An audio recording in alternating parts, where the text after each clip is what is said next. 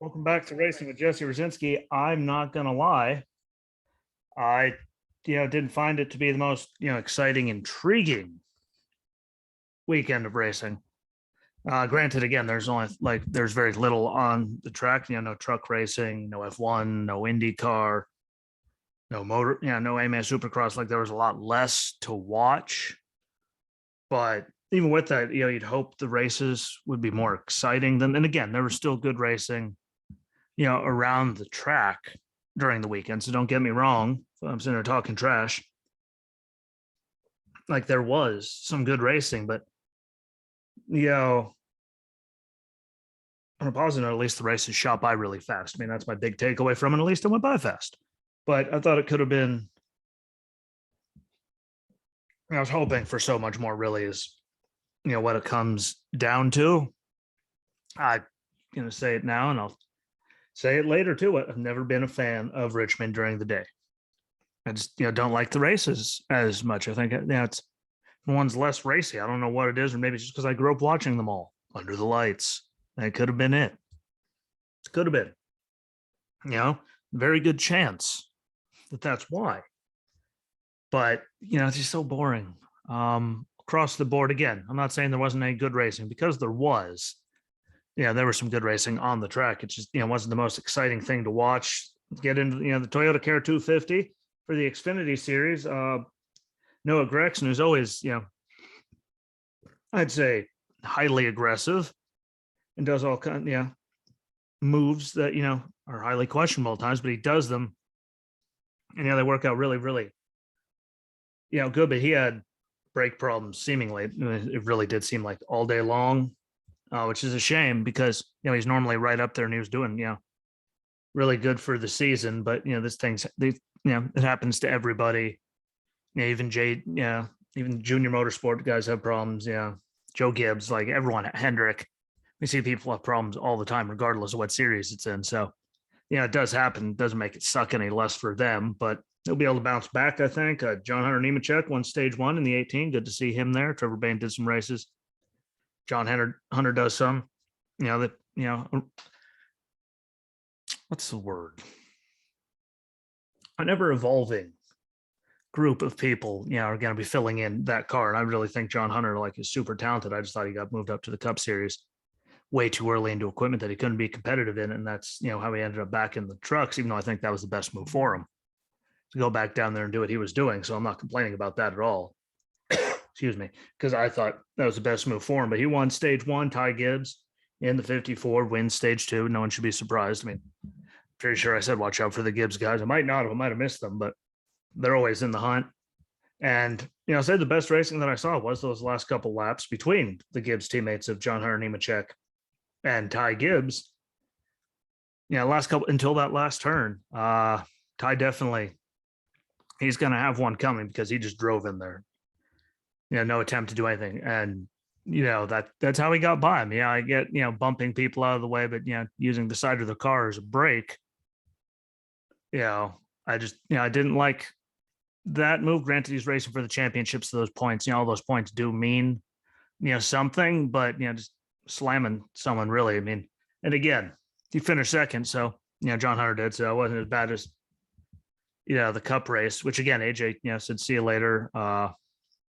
Kind of had the same thing with Chastain. He said he owes him one. So I mean, they all know they do. It was another one of those, which again, if AJ didn't finish 33rd, I think that would have been a different feeling. But man, John Hunter, that's what I took away from the whole race. John Hunter has every right in the world to be pissed, and he should be pissed. He's rightfully allowed to be pissed after that, and he shoved him a long way down the straightaway after the race was over, as we all saw. And again, Ty says John Hunter owes him one. John Hunter says that the drivers, remember, the drivers don't forget during his interview. And the worst thing is with all of that for me is the position it puts John Hunter in, because look who his boss is.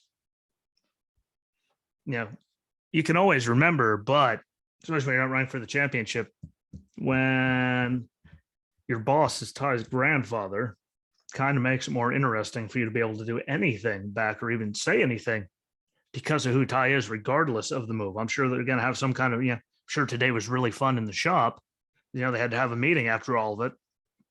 But I really don't like the position that it puts John Hunter in because, again, it's the boss's grandson. So he's running for a championship. It's not like you can go and do the same thing to him and take him out because that just doesn't help anybody and it'll get him in trouble. And again, I just thought it was a dumb move. Didn't need to happen, but it's over now. I just want to see what they're going to come from because again, if it's like regular people like AJ, at Coda with Ross Chastain saying what I owe him one. That's one thing, when they're on different teams. Again, one's running for a championship, one isn't. But they do run, we see them in other series together and stuff. But it's the grandson is the boss. It's the boss's grandson. That makes it really, really. And he's running for a championship here, not that just makes so much stupid and was unnecessary. But these are the things that happen in these things in short track racing.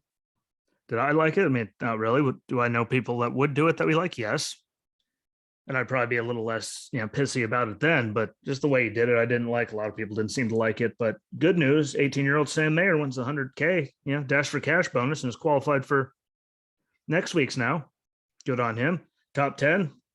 Got, Ty Gibbs, John Hunter Nemechek, Sam Meyer, AJ Allmendinger. Riley Herbst's getting to 5th, so good for him because those guys need it. Daniel Hemrick, Josh Berry, Brandon Brown up there in 8th, so good on him. Ryan Sieg in 9th, and then Parker Retzlaff in there again in the top round, not the top 10. The kid seems to be really talented. So see what he keeps doing with the opportunities that he gets, but he's run good.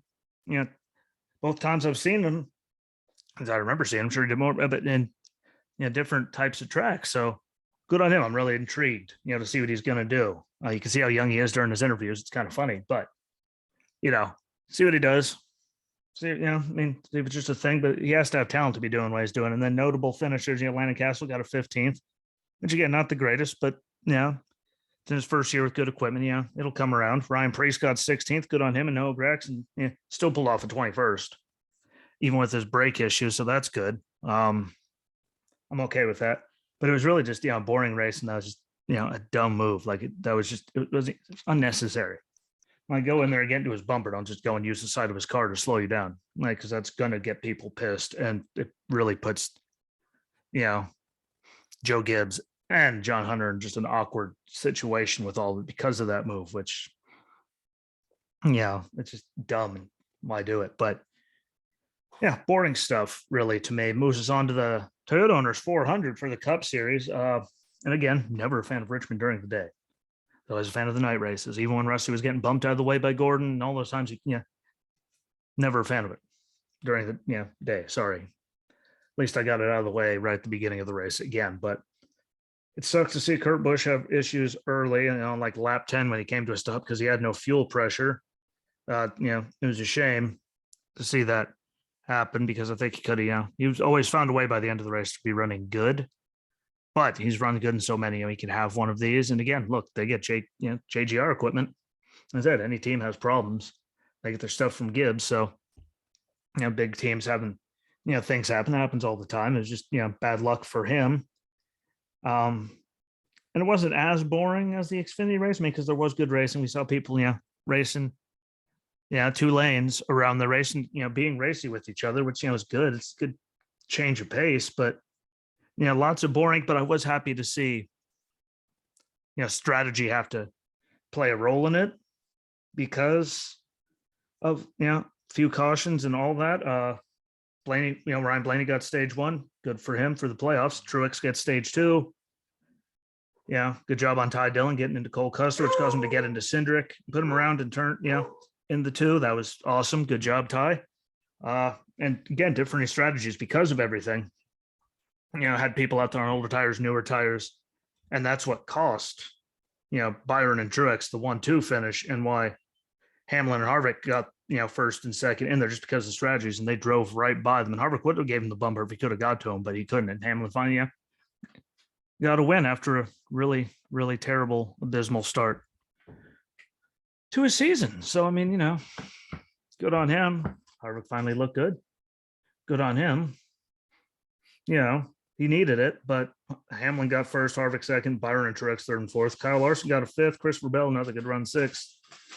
Ryan Blaney 7th, Bowman in 8th, Kyle Busch 9th, and then Austin Dillon round out the top 10. A bigger deal was Brad got a 13th finally, and everything, all the penalties and the bad runs he's had, he needed a 13th. Like he really needed a 13th. So good on him. Suarez was 16th. Harrison Burton got an 18th, which is something, I guess. Eric Jones and his garbage teammate Ty Dillon got 23rd and 24th. Bubba got a 26th. And the only reason he beat Kurt was because Kurt had those issues. And, it wasn't really all that exciting again of a race. And I mean, really, it came down to Gibbs, Penske, and Hendrick led every single lap. And if you look at the top 10, I mean, we had 3 Gibbs, 3 guys out of Hendrick, Harvick, thankfully, Stuart Haas. There wasn't as many, teams up there, which is kind of depressing. And sorry, all 4 Gibbs in the top 10. It wasn't as competitive as the rest of them. Again, I just think that's because the track sucks during the day, in my opinion. The racing, never really is that exciting during the day, which gets us into the conundrum we were in. But yeah, really boring weekend. Hopefully this weekend in Martinsville is better, even though it's under the lights, which just throws me off so much. But it is what it is. There's nothing we could do about it. Like we could suddenly, and they took 100 miles away from one of the best races of the year, which is just dumb. But let's not even get into that, especially when they do it on a Saturday night, which means you can have the extra 100 miles. Like no one's going to complain. It's already under the lights. And I'll get into that. I guess Thursday is the first race, is Thursday night. So thanks for watching. Thanks for following along. Follow along on all the platforms. Don't forget to share it out, audio and video. Go to the Facebook page, follow along, share all that. But literally just share all the episodes and video, like everything, out to your socials to get more eyes and ears on it, because it's the best kind of advertising. And I'll be back on Thursday. Whether or not Walter's with me beats me, but I'll be back then. So enjoy the rest of your week, and I'll see you on Thursday. So until then, peace.